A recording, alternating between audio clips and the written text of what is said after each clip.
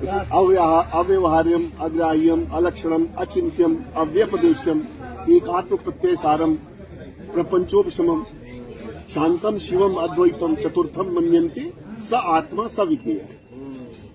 ये मांडूक्य का मतलब उद्घोष है और उसमें खाली 12 ही मंत्र है, मतलब बहुत ज्यादा मंत्र भी नहीं है। और उसमें ये मतलब केंद्रीकृत भाव है, मतलब यही बताने के लिए तो उसमें कहा गया अव्यवहार्यम, अग्राह्यम, जिसको अविज्ञेय कह रहे हैं भगवान। क्योंकि सूक्ष्म तत्व जो है, जो अविज्ञेय है, अच्छा वही आत्मा है। अभी क्या है, इस पिछले मतलब 1 साल पहले श्राद्ध पक्ष चल रहा था, तो जस्ट अचानक मन में मेरे आया, आत्मा तो छोड़ दे, मन भी अजीर है, मन भी नहीं मरता है, क्योंकि वो भी बहुत सूक्ष्म है, जिसको अंतःकरण कहते हैं। क्योंकि वो इतना सूक्ष्म है, जिसका चिंतन करता है वही रूप रख लेता है वो। अगर हम हाथी का चिंतन करें तो हाथी रूप हो जाता है, अगर हम परमात्मा का चिंतन करें तो परमात्मा रूप हो जाता है। अच्छा, भगवान कहते हैं गीता में, इंद्रियाणाम मनश्चास्मि, इंद्रियों में मैं मन हूं। मतलब भगवान का अगर कोई अवतार एक है तो वो मन है, इसलिए उनको कहते हैं ना श्रीमन। हाँ, श्रीमन, इसी मन को मारना है, इसी मन को मारना है। ये श्रीमन जब तक नहीं मरेगा, जब तक आपको परमात्मा नहीं मिल सकता।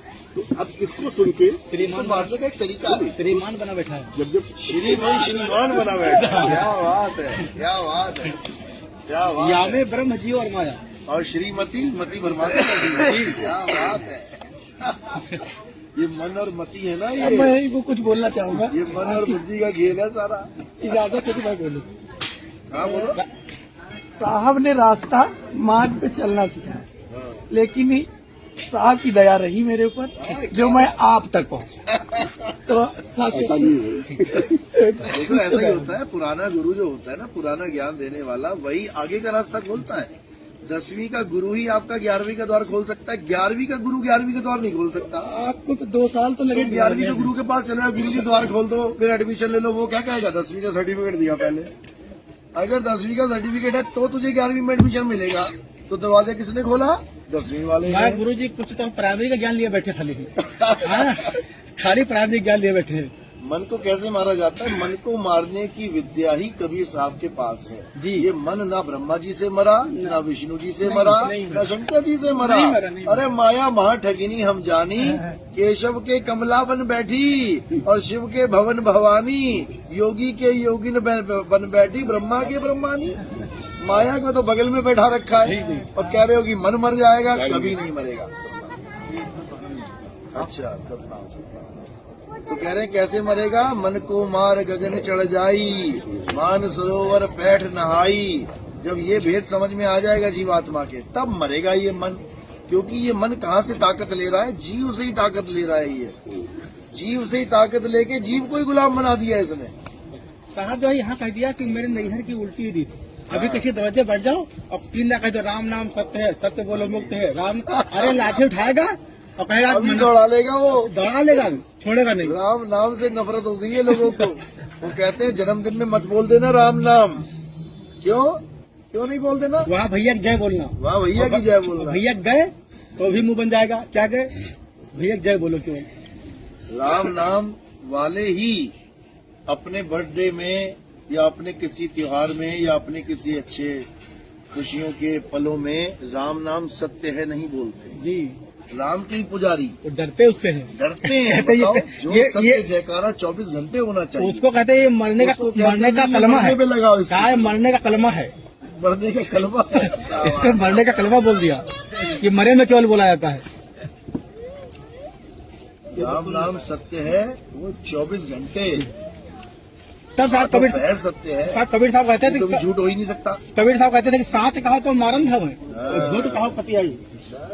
झूठ का खेल है ना। हाँ, झूठे तो सिंपल सी बात है, मन और माया की ये सृष्टि है। तुम्हें लग रहा है कि तुम ये हो जी, तुम्हें लग रहा है कि तुम ये हो, असल में यही श्रीमन है। खेला इसी का है। ये श्रीमन बैठे हैं सारे, और जो लेडीज है वो श्रीमती बैठी हुई है।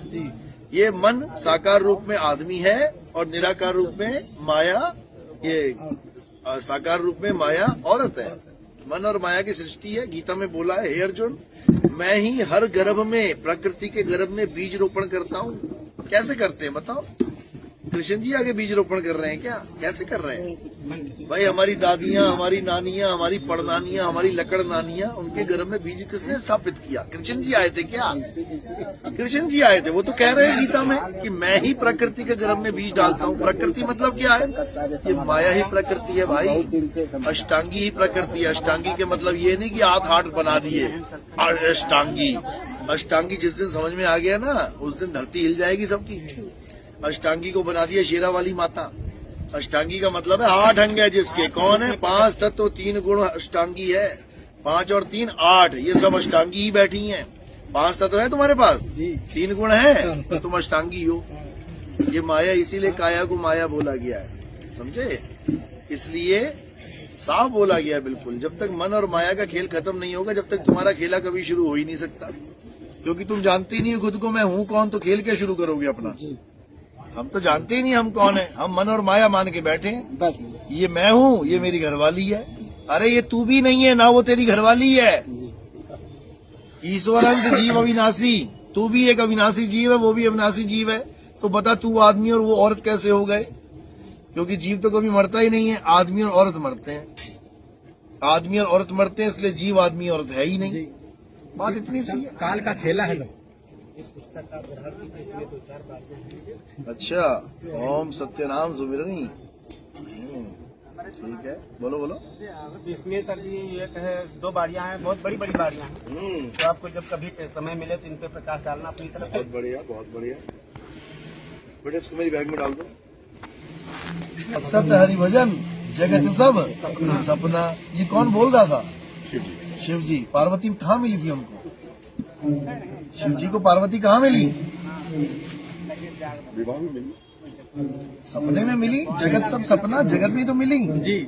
अब सपने में पार्वती मिली और उसको घरवाली बना लिया, तो बताओ सपने को सत्य माना कि नहीं माना? भाई सपने में आपको कोई मिला, आप उसको घरवाली बना के बैठा लोगे तो आपने सत्य मान लिया सपने को। अब आप उसके पतिदेव बन गए। पतिदेव बन गए, इसी को बोला है कि केशव के कमला बन बैठी और शिव के भवन भवानी, माया महाठगिनी हम जानी।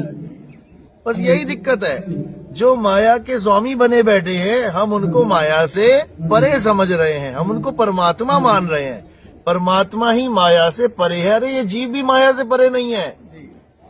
जीव अविनाशी होकर भी माया से परे नहीं है। ये पारक सिद्धांत वाले कहते हैं जीव माया से परे है, जीव को जानो। जीव तो लिप्त है माया में। तो साहब जो या में ब्रह्म, जीव और माया। हाँ, इसमें जीव, या में ब्रह्म, मन, ब्रह्म मन का माया, जीव और माया समझ के ऐसा खेल बनाया। उसी खेला में चल रहे सब लोग। तो ये समझना बहुत मुश्किल है। सारी उम्र बीत जाती है केवल अपने स्वरूप को जानने के लिए। दूसरों को छोड़ो, गुरु जी की दूसरों को छोड़ दो। मैं तो सारी जानता ही उम्र नहीं था। बीत जाती है ये समझने में कि जानना किसे है। जी। बड़े बड़े भगत बन के मंदिर बनवा के चले गए अपने अपने नाम के। 108 महाराज जी, 1008 महाराज जी।